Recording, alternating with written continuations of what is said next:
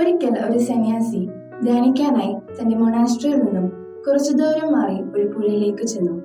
എന്നിട്ട് അദ്ദേഹം അവിടെ ഇരുന്ന ഒരു തോണി തുഴഞ്ഞ് പുഴയുടെ നടുക്കെത്തി.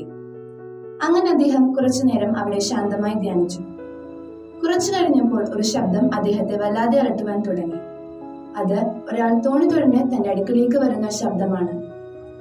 അങ്ങനെ തന്റെ ധ്യാനം തടസ്സപ്പെടുത്താൻ ശ്രമിക്കുന്നത് ആരാണെന്നറിയുവാൻ അദ്ദേഹം ദേഷ്യത്തോടെ കണ്ണു തുറന്നു നോക്കി. അത് താനെ ഒഴുകി വന്ന ഒരു തോണിയായിരുന്നു. തോണിക്കാരനില്ലാത്ത ഒരു തോണി. അന്ന് അദ്ദേഹം ഒരു കാര്യം തിരിച്ചറിഞ്ഞു.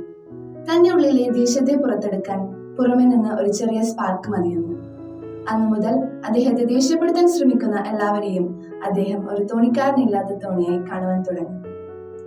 ഇതുപോലെ നമ്മെ ദേഷ്യപ്പെടുത്താനും സങ്കടപ്പെടുത്താനും ശ്രമിക്കുന്ന എല്ലാവരെയും നമുക്ക് ഒരു തോണിക്കാരനില്ലാത്ത തോണിയായി കാണാൻ ശ്രമിക്കാം. Thank you.